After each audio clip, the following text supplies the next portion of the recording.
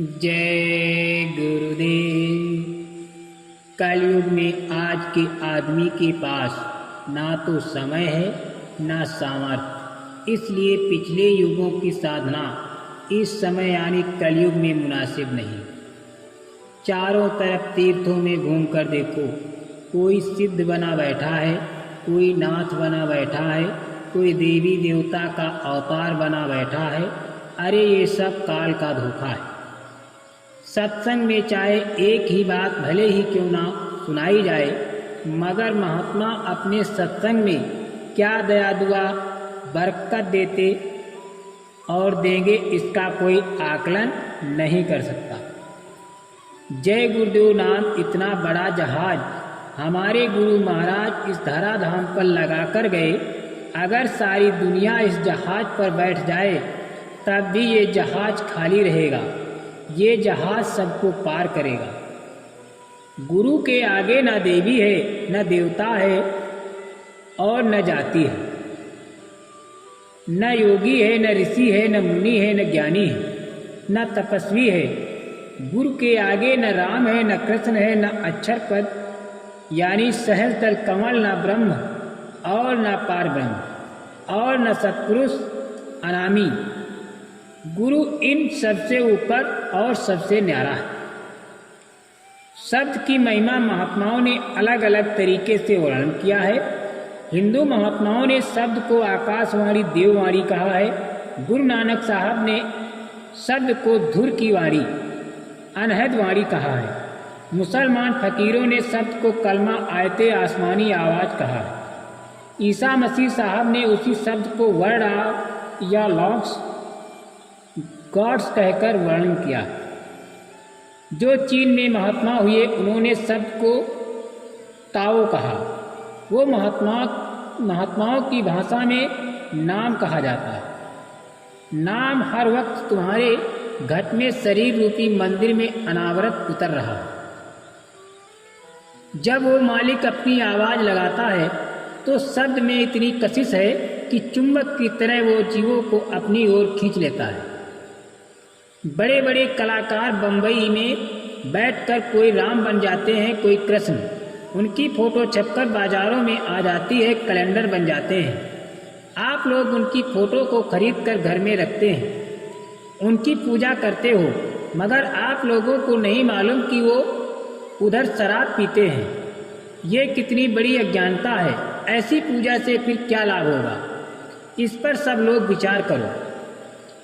जानकार व्यक्ति अगर अनजान व्यक्ति को सही जानकारी नहीं देता कि आगे गड्ढा है, गिर जाओगे, अगर वो गड्ढे में गिर गया तो दोष उसको भी लगेगा, पाप का भागीदार होगा। मांसाहार से मानवता खत्म हो रही। दुनिया के लोगों को शाकाहार के प्रति नफा नुकसान बताते हुए धर्म का प्रचार करके जागरूक करो। ये शरीर से की गई सेवा बहुत बड़ा पुण्य है। यह तुम्हारे खाते में लिखा जाएगा। यही तुम्हारे खाते में लिखा जाएगा। शारीरिक सेवा का पुण्य परमार्थ में बदल दिया जाता है। इस कलयुग के प्रदूषण भरे वातावरण में कोई व्यक्ति 100 साल तक की उम्र गुजार पाते हैं। वैसे तो कलयुग में मनुष्य के लिए 100 साल की उम्र दी गई है। बालापना खेल में, किशोरावस्था पढ़ाई लिखाई में बीत गई, जवानी आई शादी ब्याह, लड़के बच्चे घर परिवार की चिंता, बाकी बचे 20 साल उसी में सब काम करना। समय किसी के पास नहीं। आज का माहौल हद से ज़्यादा दूषित हो गया है। इसका सुधार बिना महात्माओं के अब कोई नहीं कर सकता।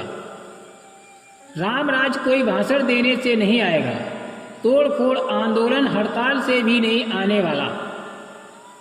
रामराज आएगा धर्म प्रचार से, लोगों को शाकाहारी, सदाचारी और नशा मुक्त बनाने से।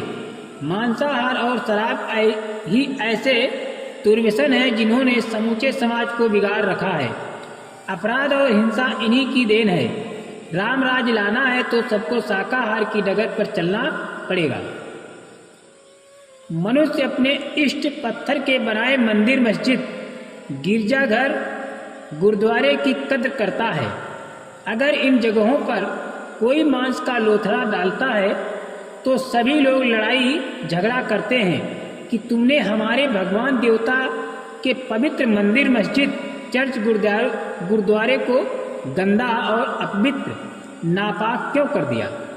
परंतु चिंता का विषय है कि ईश्वर के बनाए हुए मनुष्य रूपी मंदिर की कद्र मनुष्य खुद ही नहीं करता। इसमें आप जानवरों, पशु पक्षियों का मांस डालते हो, इसे शमशान घाट, कब्रिस्तान बना दिया। याद रखो, वो मालिक इन कर्मों से कभी खुश नहीं होगा, इस पाप को माफ नहीं करेगा, बल्कि गुनाहों की सख्त सजा देगा। जब तुम्हारी मृत्यु होगी और कर्मों का हिसाब होगा, उस समय धर्मराज की कचहरी में तुमसे ये पूछा जाएगा कि तुमने मृत्युलोक में क्या क्या किया। उस समय पर तुम क्या जवाब दोगे? अगर शाकाहार का धर्म का प्रचार कर दोगे तो कहने को रहेगा कि हमने शाकाहार का धर्म का प्रचार किया, सुमिरन ध्यान भजन किया।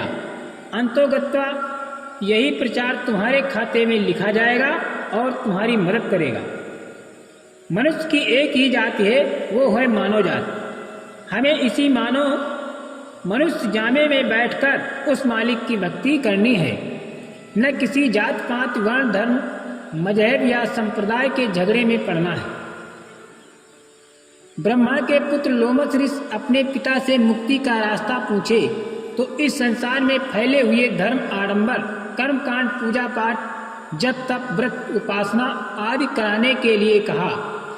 लोमश ऋषि ने जैसा जैसा उनके पिताजी ने बताया सब कुछ करके देख लिया। इन सब पूजा पाठ, अर्चना, उपायों से मुक्ति नहीं मिली। अंत में थककर हार कर लोमश ऋषि ने अपने पिता ब्रह्मा से कहा कि जो जो कहा सभी हम कीना, मुक्ति न पायो रहो अधीना। जहाँ जहाँ मैंने आशा बांधी वहाँ मुझे वास मिला। जय पूजा तय माही समाहूँ। मुझे मुक्ति का सही मार्ग बताइए पिताजी। अंत में इतना भटकने के बाद प्रचलित धर्म, कर्म, आचार विचार, रीति रिवाज, कर्म कांड, पूजा अर्चना, व्रत उपवास आदि के बारे में कहा कि ये सब झूठ मुक्त की आशा, मुक्त मिले संतन के पासा। फिर कहा कि लोमश ऋषि ये सुनो विचारा, संत शरण में होय उबारा। असली मुक्ति का रास्ता संतों के पास है, संतों की शरण में जाओ। उस परमात्मा ने हम मनुष्यों के लिए साग भाजी, फल फूल, अनाज, दूध, दही, घी, मक्खन खाने के इंतजाम किया। बुद्धिमान होते हुए अक्लमंदों ने पशु पक्षियों का मांस खाना शुरू कर दिया। शराब जैसे नशों को अंधाधुंध पीने लगा। अगर इंसान पशुप्रवृत्त भोजन करेगा तो उसकी बुद्धि स्वयं पशुवत हो जाएगी, विचार चिंतन पशुओं जैसा होगा। अज्ञानता में फंसा मानो सूरते इंसान, सीरते हैवान। आप सब पर देश, समाज, मातृभूमि का कर्जा है। धर्म प्रचार कर अदा कर लो। नाजुक समय में भक्तों की रक्षा भगवान के भजन से होगी। जय गुरुदेव।